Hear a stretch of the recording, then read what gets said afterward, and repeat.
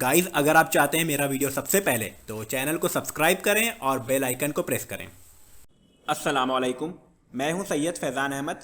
आज के video tutorial में एक और क्रिप्ट अरिथमेटिक प्रॉब्लम को सॉल्व करेंगे। Sum plus time equal to spent. ये फिफ्थ क्रिप्ट अरिथमेटिक प्रॉब्लम है जिसे मैं सॉल्व करने वाला हूं।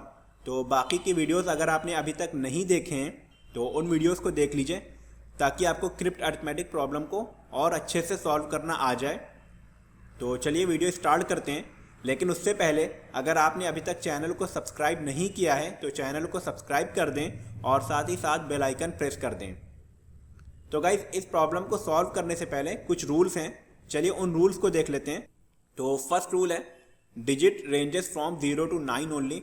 आपको जो लेटर्स को डिजिट असाइन करनी है, वैल्यू असाइन करनी है, वो 0 से 9 के बीच में ही होनी चाहिए। Second one is each variable should have unique and distinct value. जो वैल्यू आप असाइन कर रहे हो लेटर को, वो वैल्यू रिपीट नहीं होनी चाहिए। यानी कि अगर आपने एस की वैल्यू 1 कर दी है तो अब आप 1 को पूरी प्रॉब्लम में कहीं भी यूज़ नहीं कर सकते, ठीक है, वो एस की ही वैल्यू रहेगी। ओ के लिए आपको 1 से अलग कोई वैल्यू लेनी होगी। Next one is each letter symbol represents only 1 digit throughout the problem.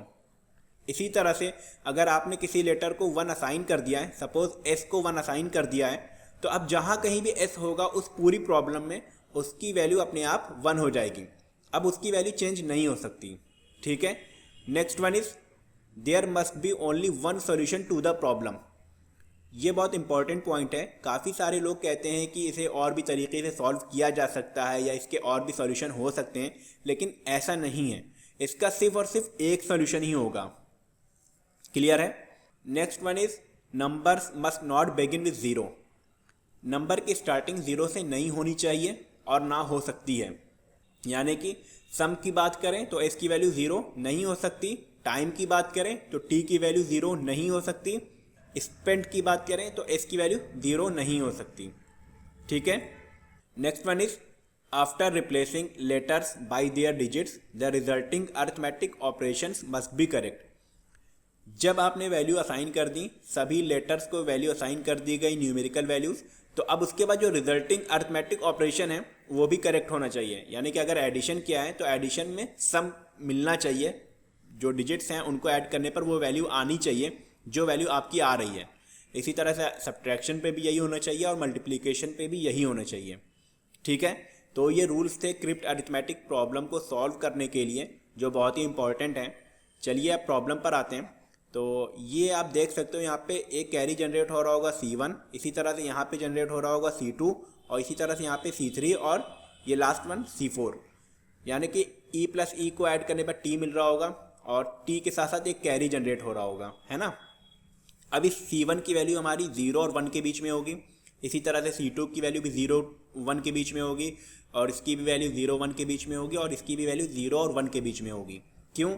क्योंकि 0 to 9 डिजिट रेंज कर रही हैं, मैक्सिमम 9 + 9 कर सकते हैं, तो 18 ही मिलेगा और 18 का मतलब T की वैल्यू 8 हो जाएगी और कैरी 1 ही होगा, है ना। तो ये तो आपको समझ आ गया होगा। तो अब इसे सॉल्व करना स्टार्ट करते हैं। उसके लिए हम एक टेबल बना लेंगे। इस तरह से कैरेक्टर कोड का टेबल बना लिया हमने, जिसमें हमने कैरेक्टर सारे रख दिया और यहाँ पे हम उनकी वैल्यूज़ को रखते जाएंगे और यहाँ पर हम अरिथमेटिक ऑपरेशन परफॉर्म करके देखेंगे कि हमारी जो वैल्यू आ रही है वो सही आ भी रही है कि नहीं। तो सबसे पहले इस एस से स्टार्ट करते हैं। क्यों? क्योंकि हमको ये पता है कि स्पेंट की वैल्यू 0 से स्टार्ट नहीं हो सकती और ये भी बात पता है कि C4 की वैल्यू 1 से बड़ी नहीं हो सकती। या तो 0 हो सकती है या तो 1 हो सकती, लेकिन 0 इसलिए नहीं हो सकती क्योंकि कॉन्फ्लिक्ट हो रहा है रूल के साथ। तो एस की वैल्यू अपने आप क्या हो गई? 1 हो गई। तो हमने एस की जगह पर 1 रख दिया इस तरह से, ठीक है। अब हमें इस टी के लिए वैल्यू सॉल्व करनी है। टी को इस तरह से सॉल्व करना है कि टी प्लस एस करने पर हमें पी मिले और पी जो है वो 2 डिजिट नंबर है, तभी तो ये कैरी जनरेट हुआ ना, तभी तो ये इसकी वैल्यू आई ना। तो टी की वैल्यू हमें इस तरह से रखनी है कि 2 डिजिट नंबर जनरेट हो और जो ये टी की वैल्यू यहाँ पर आएगी वही टी की वैल्यू यहाँ पर भी आएगी। और ये टी की वैल्यू कैसे आ रही है? ई प्लस ई करने पर, और इससे पहले कोई कैरी भी नहीं है। तो ये जो टी की वैल्यू है ये कौन कौन सी हो सकती हैं? टी हमारा 0 हो सकता है, 2 हो सकता है, 4 हो सकता है, 6 हो सकता है और 8 हो सकता है। ऑड हो ही नहीं सकता क्योंकि अगर ई की वैल्यू 1 होगी तो 1 + 1 2 हो जाएगा, ई की वैल्यू 2 होगी तो 2 + 2 4 हो जाएगा, है ना, 3 होगी तो 6 हो जाएगा, इस तरह से हो गया। तो अब यहाँ से हमें टी की वैल्यू सॉल्व करनी है, लेकिन एक कंडीशन ये भी है, s + t = p + 10। तो t की वैल्यू हमारी 0 नहीं हो सकती और 2 नहीं हो सकती। क्यों? क्योंकि t की वैल्यू अगर हमारी 2 हो जाएगी तो e की वैल्यू 1 होगी और s की वैल्यू ऑलरेडी 1 हो चुकी है, तो ये दो वैल्यू तो नहीं हो सकती। तो अब हम t की वैल्यू 4 करके देखते हैं। इफ़ t = 4 तो क्या हो जाएगा, c3 + s + t = p + 10। c3 की वैल्यू मान लीजिए 1 रख भी दें तो 1 + s की वैल्यू कितनी है, 1 है, तो 1 + 1 और t की वैल्यू हमने कितनी लट की है, 4। तो ये कितना होगा, 6 ही होगा, जो p + 10 के इक्वल नहीं होगा, यानी 2 डिजिट नंबर हमें नहीं मिला। तो ये क्या है, इसे हमें छोड़ देना होगा, ये रॉन्ग वैल्यू है। तो अब हमें नेक्स्ट वैल्यू लेनी है t = 6, है ना। तो इसमें भी हमने c3 की वैल्यू 1 रखी, s की वैल्यू 1 है और t की वैल्यू हमने 6 रखी। अभी भी ऐड करने पर ये > 9 नहीं हो रहा, ये <9 है, ठीक है। तो इसे भी हमें छोड़ देना है, हमने इसे भी छोड़ दिया ना। हमने t की वैल्यू 8 रखी, c3 की वैल्यू 1 है, s की वैल्यू ऑलरेडी 1 है और t की वैल्यू 8 है, तो 1 + 1 + 8 ये हमें p + 10 के वैल्यू के इक्वल मिल गया, है ना। तो हम इसे चूज़ कर लेंगे। तो हमने t की वैल्यू कितनी हो गई, हमारी 8 हो गई। हमने t की जगह पर 8 रख दिया, जहाँ जहाँ t था वहाँ पर हमारा 8 आ गया। नाउ अब आप देख सकते हो, जब e + e करने पर हमें t मिल रहा है, तो इसका सीधा सीधा मतलब ये हुआ ना कि अगर t 8 है तो e + e कितना होगा, t होगा। तो 8 कैसे मिलेगा, 4 + 4 8 मिलेगा, है ना। तो ये e की वैल्यू कितनी हो गई, 4 हो गई। तो हमने जहाँ e था वहाँ हमने क्या रख दिया, 4 रख दिया। तो अब हमारी कौन कौन सी वैल्यू सॉल्व हो गई, s सॉल्व हो गया हमारा, e सॉल्व हो गया, t सॉल्व हो गया और p सॉल्व हो गया। नाउ अब हमें किसको सॉल्व करना है, o + i को सॉल्व करना है, क्योंकि इसकी रिजल्टेंट वैल्यू हमें मिल चुकी है 4, और ये 4 नहीं है, ये एक्चुअली है 14, क्योंकि यहाँ पे कैरी जनरेट हुआ है ना।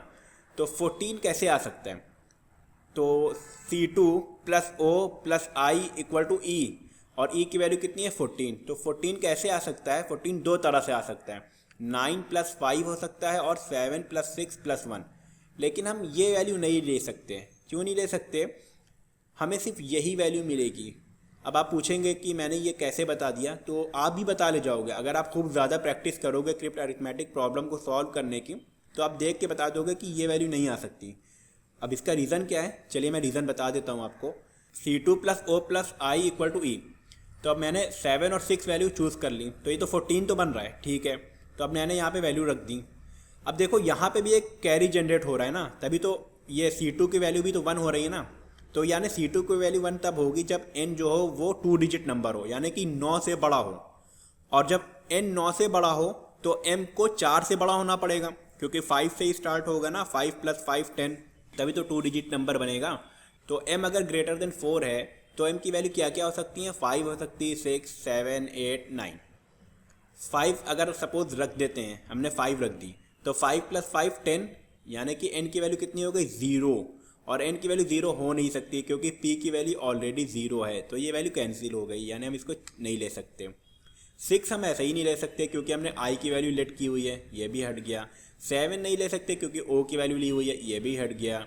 8 नहीं ले सकते क्योंकि t की वैल्यू है, ये भी हट गया।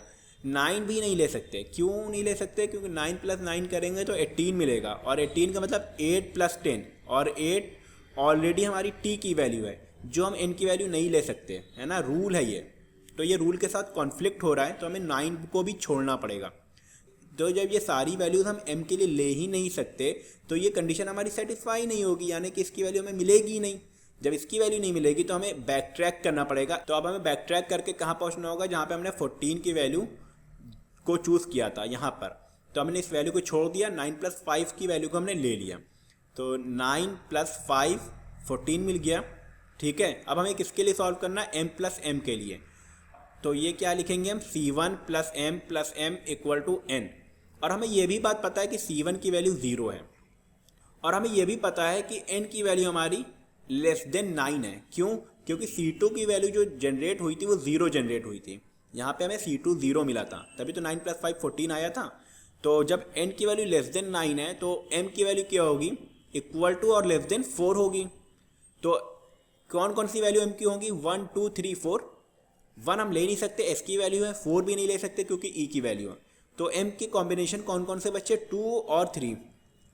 अब सपोज अगर हम 2 को चूज़ करें तो 2 + 2 करेंगे तो यहाँ पे एन की वैल्यू 4 मिलेगी, जो नहीं हो सकती क्योंकि 4 ई की वैल्यू ऑलरेडी है।